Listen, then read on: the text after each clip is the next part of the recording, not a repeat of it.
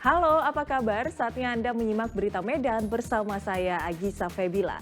Sejumlah berita menarik akan kami sajikan untuk Anda. Berikut 3 berita utama hari ini. Akses jalan di perbatasan Kabupaten Karo dan Dairi yang tertimbun longsor mulai dibersihkan agar bisa dilalui kendaraan. Seorang wisatawan asal Medan hilang terseret ombak saat bersuah foto di pantai di Tulung Agung, Jawa Timur. Puluhan mantan pemakai dan pecandu narkoba di Medan menjalani rehabilitas di alam terbuka.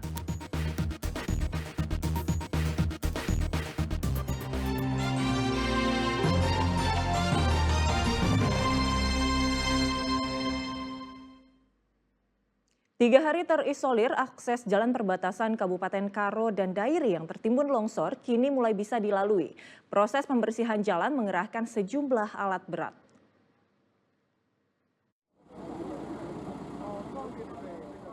Petugas gabungan TNI, Polri, dan aparat pemerintah Kabupaten Karo dan Dairi masih memfokuskan rehabilitasi pada desa di perbatasan yang terisolir akibat banjir bandang disertai longsor. Salah satunya dengan cara mengerahkan sejumlah alat berat untuk mengeruk dan membersihkan sisa tanah akibat longsor. Sebelumnya, 6 desa dan 5 dusun di 2 Kabupaten Karo dan Dairi tertimbun longsoran.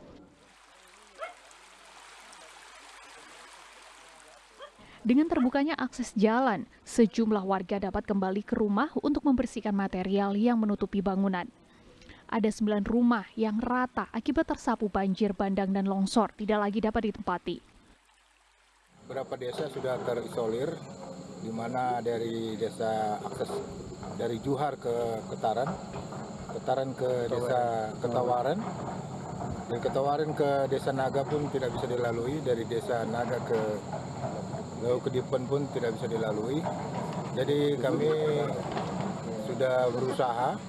Jadi hari ini semuanya akses jalan menuju desa-desa yang terisolir sudah bisa tembus, sudah bisa dilalui hari ini.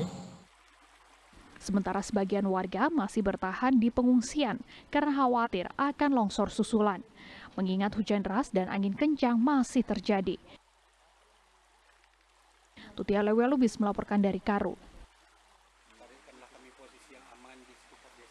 Sebelumnya, longsor dan banjir bandang melanda sejumlah desa di perbatasan Kabupaten Karo dan Dairi.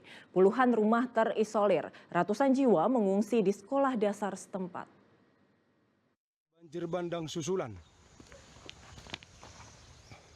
5 desa terisolir dampak banjir bandang dan longsor yang melanda Kabupaten Karo dan Dairi. Desa terparah berada di Desa Tawaran, Kecamatan Juhar, Karo. Sementara 2 desa dan 6 dusun lainnya berada di Desa Sukadame, Kecamatan Tanah Pinem, Dairi. Lokasi dusun dan desa yang terdampak berada di perbatasan kabupaten.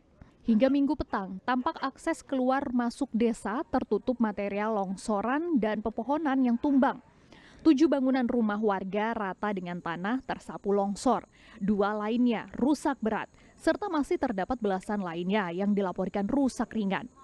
Akses masuk sementara hanya dapat ditempuh dengan berjalan kaki. Akibat jalanan desa tertutupi longsor, alat berat yang dikerahkan ke lokasi kejadian masih terkendala kondisi medan yang sulit ditempuh. 173 jiwa dari 70 kepala keluarga saat ini mengungsi di sekolah dasar Kecamatan Juhar. Bahkan seorang warga di Desa Ketawaran, Kecamatan Juhar, hingga kini belum ditemukan sejak dinyatakan hilang pada 11 Oktober lalu.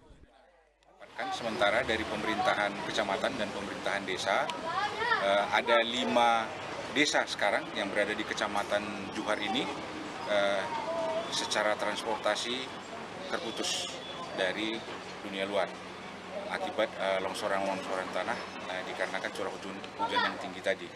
Nah, ini dampak kemudian masyarakat yang terdampak langsung saat ini menurut hitungan kita, masyarakat kita ini kebanyakan berasal dari Desa Ketawaran, Kecamatan Juhar.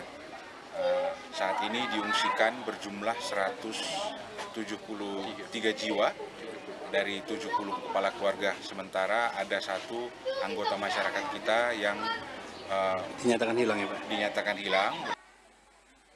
Petugas gabungan yang kini berada di lokasi kejadian masih memfokuskan langkah pembersihan akses serta evakuasi warga yang harus mendapat perawatan kesehatan. Tutia Lewalubis melaporkan dari Karo. Seorang wisatawan asal Medan hilang terseret ombak saat bersuah foto di tebing Pantai Kedung Tumpang, Tulung Agung, Jawa Timur. Pencarian korban terus dilakukan oleh petugas gabungan dengan menyisir jalur laut. Kencangnya gulungan ombak menyeret tubuh seorang wisatawan di pinggir tebing di Pantai Kedung Tumpang, Tulungagung, Jawa Timur pada hari Minggu lalu. Peristiwa maut itu bermula saat korban, yaitu pria 20 tahun asal Medan, bernama Roni Joshua Simanjuntak, tengah berwisata ke pantai bersama rekan-rekannya dari Kediri. Saat korban bersuah foto di pinggir tebing, tiba-tiba ombak besar menghantam. Tubuh korban seketika terhempas dan jatuh ke laut. Ternyata ada dari salah satu temannya ini yang tersambar ombak dan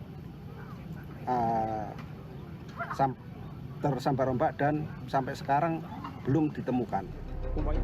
Pencarian korban terus dilakukan oleh petugas gabungan dengan menyisir jalur laut. Petugas juga mengimbau agar wisatawan yang beraktivitas di pantai selalu siaga, mengingat gelombang tinggi masih berpotensi terjadi. Danu Sukendro melaporkan dari Tulungagung, Jawa Timur. Polisi menangkap 6 pelaku begal yang terjadi dalam 2 bulan terakhir di beberapa daerah di Kota Medan. Ke-6 pelaku pembegalan ditangkap di lokasi yang berbeda-beda. Polisi meringkus 6 orang pelaku begal di berbagai daerah di Kota Medan. Petugas juga menyita sejumlah barang bukti yang didapat dari tangan pelaku saat dilakukan penangkapan selama 2 bulan terakhir. Dari 6 orang pelaku yang sudah ditetapkan sebagai tersangka, 5 orang tersangka terpaksa dihadiahi timah panas karena berusaha melawan petugas dan melarikan diri saat dilakukan penangkapan. Ke-6 pelaku pembegalan ditangkap polisi di lokasi berbeda-beda.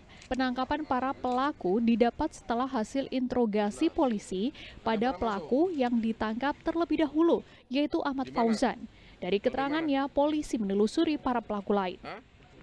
Kita bisa melakukan pengungkapan terhadap beberapa kasus dan mereka lebih banyak residivis yang pernah melakukan di berbagai tempat, mulai dari Binjai, Asahan, Medan sendiri. Lalu ada satu yang kemarin rekan-rekan tanyakan, yaitu yang di Medan area, yang berhasil kabur dengan upaya mematahkan borgol ketika dilakukan penangkapan. Ini adalah salah satu resiko penangkapan terhadap pelaku masih sangat minim kalau dibilang mereka kabur. Di mana? Hingga saat ini petugas kepolisian masih melakukan pengejaran terhadap pelaku begal lainnya yang diketahui melarikan diri di kawasan luar kota Medan. Muhammad Hamdani melaporkan dari Medan.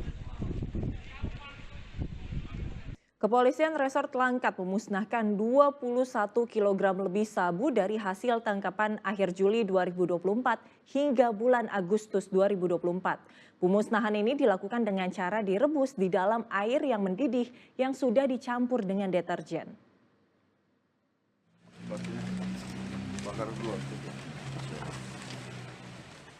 21 kg lebih sabu-sabu ini dimusnahkan dengan cara dimasukkan ke dalam air yang mendidih dan dicampur deterjen. Pengungkapan kasus narkoba ini dilakukan Satuan Narkoba Polres Langkat. Hasil tangkapan pelaku dari akhir bulan Juli hingga Agustus 2024. Dari barang bukti yang disita, petugas menangkap 5 orang tersangka. Mereka berbagi peran sebagai kurir dan bandar sabu-sabu dari 4 kasus. Sebelumnya, barang bukti sabu-sabu ini diperiksa oleh petugas dari Lab4 Polda Sumatera Utara terkait keasliannya. Kurang lebih sejumlah 21.486 gram sabu yang ada di hadapan rekan media sekalian, dan kita asumsi telah menyelamatkan kurang lebih 210.000 jiwa dari bahaya konsumsi narkotika.